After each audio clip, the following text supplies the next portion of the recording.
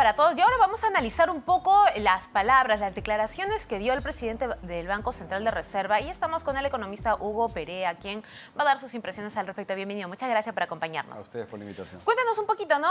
¿Cuáles son las primeras impresiones que deja esta entrevista que ha dado el presidente del Banco Central de Reserva? Bueno, en general, como siempre, el presidente del Banco Central dando un análisis muy preciso acerca de la situación económica y de algunas cosas que podrían mejorar. Siempre que habla el presidente del Banco Central, pues todo el mundo escucha, sí, porque es una persona que conoce mucho de la parte económica, la parte institucional, incluso la parte política, así que ha habido mucha expectativa respecto de estas declaraciones, ¿no? Hay un punto importante que él ha hablado, ¿no? Y es el tema de los alimentos. Él ha indicado en el caso del pollo, por ejemplo, que en 2 a 3 meses se regulariza y que al cierre del año los huevos también podrían todavía quedarse 10% más caros, ¿no? ¿Cómo podríamos traducir esto al público? Claro, eso significa de que si cae este componente, este bien, que es muy demandado por las familias, eso se verá como un alivio respecto al encarecimiento del costo de vida que hemos visto en los últimos meses. En el caso de los productos avícolas en particular, ha habido una serie de problemas que implicaron una elevación de sus costos. ¿Recuerdas cuando hubo los bloqueos de vías en la frontera sur con Bolivia? Parte de los insumos que sirven como alimentos para la producción de pollos para consumo humano, se vio afectada, no llegaban estos insumos desde Bolivia, y después tuvimos ese tema de la gripe aviar también, ¿no? Que afectó obviamente la cantidad total de producción de carnes avícolas, ¿no? Entonces, esta situación ha empezado ya a normalizarse desde finales del mes de mayo, ha continuado a inicios de junio, esperemos pues que esto se siga concretando en lo que resta del mes, ¿no? Claro, de hecho el último informe de INEI indicaba que el rubro de alimentos al menos había subido un 0.80%, resaltando un poquito el que ya había bajado el pollo al menos en mayo, ¿no? Pero ¿qué pasa de los otros alimentos? Justo el presidente del Banco Central hablaba de algunos riesgos, ¿no? Sí, claro. Decía que de repente no había muchos riesgos políticos, pero también el factor clima también se queda como una pregunta, ¿no? ¿Cómo podríamos observar este panorama? Sí, claro. El tema de las anomalías con el clima, en particular la posibilidad de un niño costero de mayor intensidad eventualmente, podría afectar el abastecimiento a los mercados si es que hay interrupciones de vías y en otros casos los rendimientos de los cultivos en épocas de cosecha, ¿no? Entonces habría una menor oferta de alimentos. Pero eso es un escenario de riesgo, digamos, lo que se espera en general es que esta situación vaya corrigiendo y que la inflación empiece a mostrar un descenso franco, como lo ha señalado el presidente del Banco Central, acercándose al interior del rango meta. Nuestra previsión, la que tenemos en BBVA Research, no pensamos que la inflación entre este año al rango meta, que es bastante exigente, una inflación entre 1 y 3%, pero digamos va a estar en esa trayectoria descendente, esperamos, en lo que resta del año, ¿no? Sin embargo, él sí tiene muchas esperanzas, ¿no? De que lleguemos al menos al 3%. ¿En qué cree usted que él pues reposa esas expectativas? Entonces, seguramente ven alguna corrección mayor en los precios de los alimentos. Nosotros tenemos una expectativa un poquito más conservadora. Hay otros elementos que pueden rezagar un poco el descenso, ¿no? Lo que decía, las anomalías climáticas eventualmente, las expectativas de inflación que se usan en la elaboración de contratos y el establecer las correcciones de precios, ajustes de precios hacia adelante, todavía están algo por encima del 4%. Entonces eso podría meter algo de inercia en el descenso de la inflación. Pero lo que va a ayudar es que la inflación interanual, la que compara un mes de este año contra similar mes del año anterior, hay una base alta de comparación. La inflación el año pasado fue bastante alta, entonces te vas a comparar contra eso y eso va a generar un efecto a la baja estadístico en la tendencia. Entonces, en general, yo creo que el consenso, y compartimos un poco esa visión, también por supuesto, del Banco Central, es que vamos a ver un descenso ya más marcado de la inflación, te diría que a partir del dato de inflación de junio. Él, de hecho, también incluso se ha pronunciado sobre el tipo de cambio, ¿no? E incluso ha hablado un poco sobre la modificación de las tasas de referencia de parte de Estados Unidos. Ahora, vemos que al menos en ese lado ha parado, acá el BCR también ha dejado de elevar las tasas, ¿no? ¿Cómo podría influir esto o qué indicadores ya nos estarían dando? En el caso de Estados Unidos, los mercados estaban descontando de que la Reserva Federal empiece a recortar sus tasas en el segundo semestre, ¿no? Pero los datos de inflación, hoy día salió el dato de empleo, un mercado laboral bastante vigoroso aún, que sugiere que podrían haber presiones de demanda sobre los precios y eventualmente elevación de costos por más incrementos salariales. Sugieren que la inflación en Estados Unidos todavía va a demorar algo en descender, que fue lo que también señaló el señor Velarde. Y en ese contexto los mercados están cambiando su expectativa. ¿Por qué esto es importante? ¿Por qué el anticipar si la Reserva Federal baja o no baja su tasa afecta la cotización del tipo de cambio?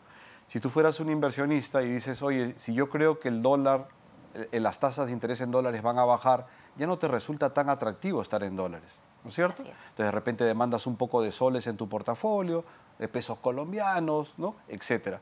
Pero ahora la expectativa está cambiando de los mercados. Dicen, no, la Reserva Federal posiblemente ya no recorte su tasa, incluso la suba en la reunión de junio o julio.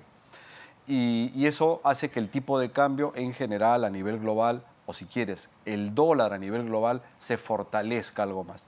Si tú te das cuenta, cuando los mercados tenían esta expectativa de bajada de tasas en la segunda parte del año, el tipo de cambio en Perú estuvo en 3.63, 3.62 casi, y ahora ante el cambio en esta posibilidad, ahora se piensa que ya no se va a recortar la tasa, o se está moviendo a esa percepción, más bien el tipo de cambio está cotizando en 3.68, ¿no? Entonces claro, ha habido una ayer corrección. llegó a 3.69. Ha habido una corrección en ese sentido, ¿no? ¿Por qué? Por las expectativas de lo que vaya o no vaya a hacer la Reserva Federal. ¿Estas expectativas irán a durar? ¿El dólar se mantendrá todavía al alza? Yo creo que ya ha corregido buena parte del mercado. Yo no descartaría que mantenga niveles similares a los que estamos viendo ahora, alrededor de los 3.70 soles por dólar, ¿no?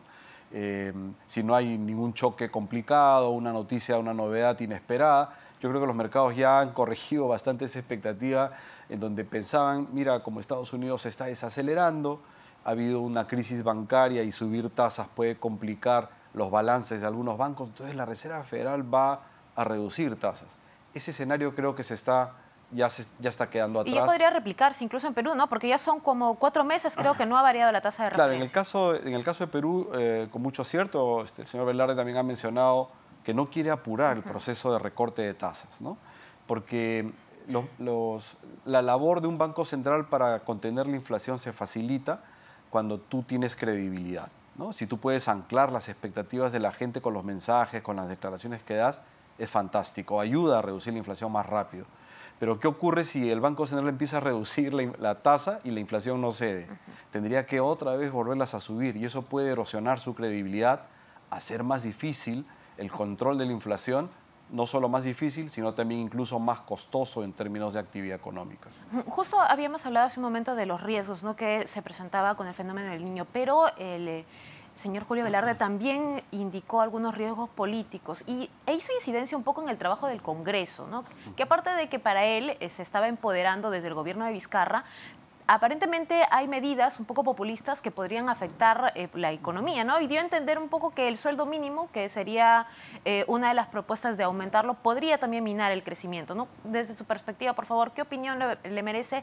Y de repente, si usted ha observado si es que hay otros riesgos en las medidas que está dictando el Congreso que podría también afectar a la economía. Sí, efectivamente, ¿no? Ha habido un proceso digamos, de preocupación en general en la sociedad al ver medidas que pueden ser de carácter populista, que en muchos casos pueden estar bien intencionadas, ¿no? Pero en realidad cuando se hacen políticas públicas hay que ver las consecuencias colaterales también. Algo que parece muy bueno en el corto plazo puede terminar siendo muy perjudicial a mediano y en neto pierden incluso aquellos sectores a quienes querías beneficiar. Uno de estos temas que tocó el presidente Velarde efectivamente fue el tema del salario mínimo, por ejemplo. Él mencionaba que ya en términos, comparado con el ingreso promedio laboral, es como equivalente al 60%. Ya no parece un salario mínimo, parece un salario más que medio, ¿no? Entonces, el salario mínimo se usa en casi todo el mundo, desde luego, como una medida para tratar de evitar pues, salarios muy bajos en ciertos sectores que no tengan mucho poder de negociación. Y entonces, pero tenerlo en equivalente al 60% ya la verdad parece algo complicado. El otro elemento que destacaría de ese comentario del señor Velarde es, en realidad lo que ocurra con el salario mínimo no afecta a la gran mayoría, pero puede tener consecuencias sobre los costos salariales, ¿no? Entonces, hay que tener cuidado siempre, esas medidas bien intencionadas, hay que analizarlas ampliamente, hay que ver cuáles son todos los efectos y si en neto termina ganando la sociedad y sobre todo aquellos sectores a quienes pretendes beneficiar. Un encarecimiento de la mano de obra afecta a los trabajadores menos preparados, ¿no? Que son los que ganan salarios bajos, y eventualmente puede aumentar la informalidad según algunos estudios. Otra de las medidas de carácter populista o que han generado alguna preocupación proveniente del Congreso están vinculadas también al mercado laboral. Hemos visto en los últimos meses varias iniciativas de ese tipo. Claro, como el sistema de pensiones, por ejemplo. De terciarización, y el otro tema es el de pensiones, efectivamente, ¿no? La posibilidad de un nuevo retiro en este contexto, la verdad, no se justifica, ¿no? Perfecto. Y ya para terminar, bueno, el señor Velarde había hecho entre broma, ¿no?, de que no tenía tiempo para gastar. ¿Qué expectativas o qué se espera también de su presencia todavía a cargo del Banco Central de Reserva, ¿no? ¿Debería continuar? ¿Está llevando muy bien o quizás le falta solucionar algunos problemas en cuanto a política monetaria? No, el Banco Central se ha convertido en un banco líder, referente, yo no te diría solo en la región, a nivel global, ¿no? Hay muchas cosas que ha hecho, por ejemplo, estas medidas muy particulares que hizo por sugerencia del señor Velarde hacia el 2014 para desdolarizar los créditos, ¿no? Eso es algo que ha sido notable. Los créditos, cuando se da esta iniciativa, del total de créditos, el 50% se daban en dólares, lo cual puede ser un problema macroeconómico, una vulnerabilidad. Hoy está alrededor del 25%, ha caído de manera importante, y eso le da más margen de maniobra a la política monetaria. Siempre hay otras cosas, otras innovaciones que atender, pero lo interesante es que tener una persona tan profesional, con tanta experiencia y conocimiento como el señor Velarde, pues es una garantía. Y lo de bueno es que esperemos, todavía lo tengamos algunos años más, debe coincidir con el ciclo político, ¿no? Como corresponde a todos los directores del Banco Central, mantenerse en esa posición que cambia solamente cuando cambia el presidente de la República, ¿no? Perfecto, le agradecemos mucho. A ustedes.